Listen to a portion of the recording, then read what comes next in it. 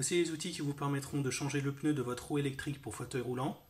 Vous avez besoin de démonte-pneus, une clé de 18, une pince qui permettra de retirer les serre-câbles, des serre-câbles qui seront à remplacer pour tenir le câble moteur sur la fourche, une petite clé Allen qui permettra de vider la chambre à air avec sa valve Schrader.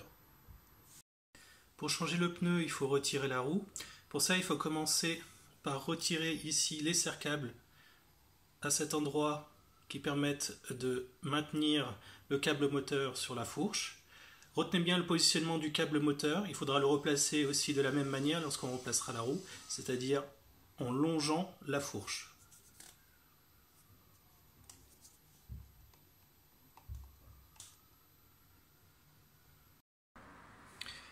Déconnectez ensuite ici le câble moteur qui est relié au contrôleur. Le voilà déconnecté, n'hésitez pas à y aller franchement pour le débrancher. Avant de retirer la roue, il faut bien observer l'emplacement des écrous et rondelles de chaque côté de l'axe de la roue, car il faudra les replacer de la même manière au remontage. Ici, par exemple, on peut observer donc, le gros écrou de serrage. Vous avez une rondelle ici, à ce niveau-là, entre la fourche et l'écrou, et une rondelle plus grosse avec ergot vers l'intérieur de la fourche. De l'autre côté, nous avons ici donc l'écrou, une rondelle avec ergot, et c'est tout. Notez aussi encore une fois que le câble moteur devra aussi aller vers le haut et longer la fourche. L'emplacement des écrous et rondelles peut parfois varier d'une roue à l'autre, donc n'hésitez pas à prendre des photos afin de reproduire le même schéma.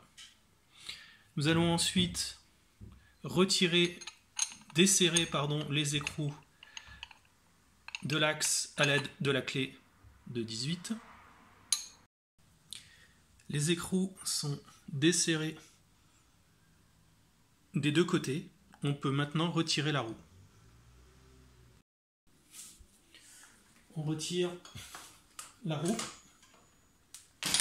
Voilà. Il faut maintenant dégonfler la chambre à air pour pouvoir retirer le pneu. Pour cela, vous enlevez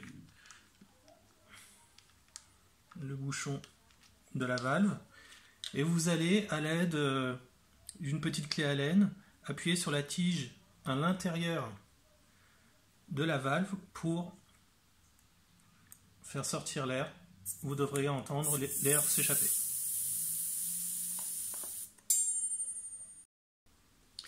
Il faut ensuite retirer le pneu grâce au démonte-pneu et de faire de manière classique, comme pour un vélo. On va utiliser d'abord un démonte-pneu pour soulever une tringle, et ensuite vous utilisez un autre démonte-pneu de passer sous cette même tringle, le faire glisser sur la jambe.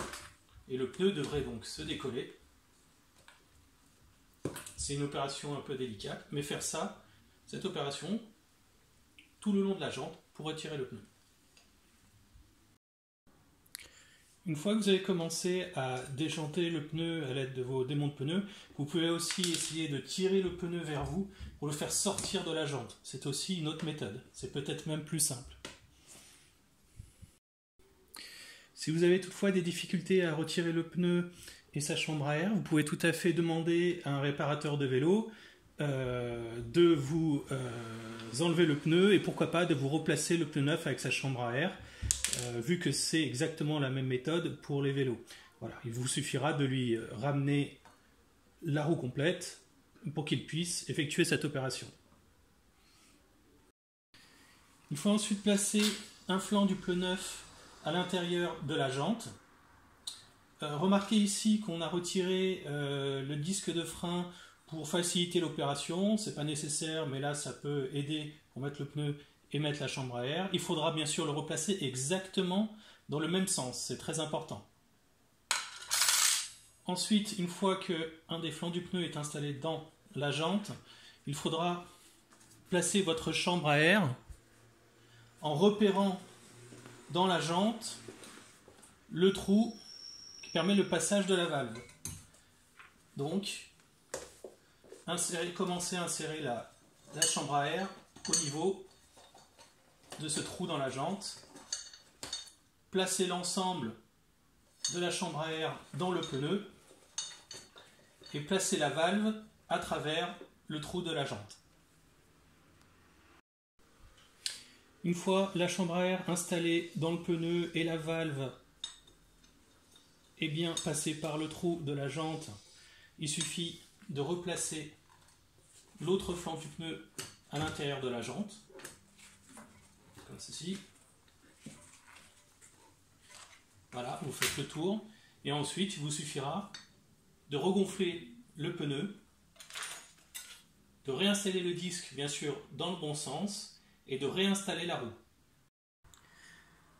Voilà, le pneu a été regonflé, on a replacé le petit bouchon de la valve Schrader, on a replacé le disque si jamais vous l'avez retiré, et maintenant donc on doit replacer la roue dans son axe, ici dans la fourche, là, donc des deux côtés, en respectant bien sûr les positions des rondelles et écrous, notamment la rondelle avec un petit ergot ici qui devra bien placer, qu'il faudra bien placer, elle sera dirigée vers le bas pour qu'elle puisse glisser dans le bec ici de la fourche.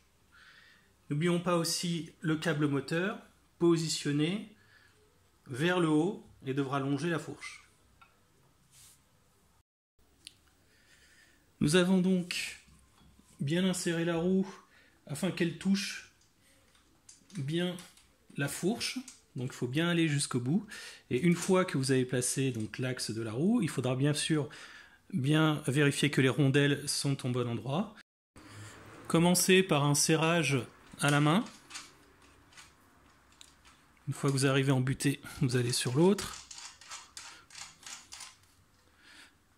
Ensuite, vous allez donc serrer avec la clé en exerçant une légère force d'un côté, ensuite de l'autre, jusqu'à un serrage complet. N'hésitez pas à bien serrer. Une fois les écrous bien serrés, la roue bien installée, on va reconnecter le câble moteur. Vous avez sur les fiches des petites flèches qu'il faut mettre l'une en face de l'autre. Une fois que c'est fait, vous serrez bien. N'hésitez pas à forcer un peu. Voilà, c'est bien mis. Ensuite, on va faire en sorte de faire longer le câble moteur sur la fourche à l'aide de serre-câbles. Voilà. Avec d'une pince, couper l'excédent. Pour en installer plusieurs si vous le souhaitez. Et voilà, votre roue est bien installée, le pneu a été changé ainsi que la chambre à air.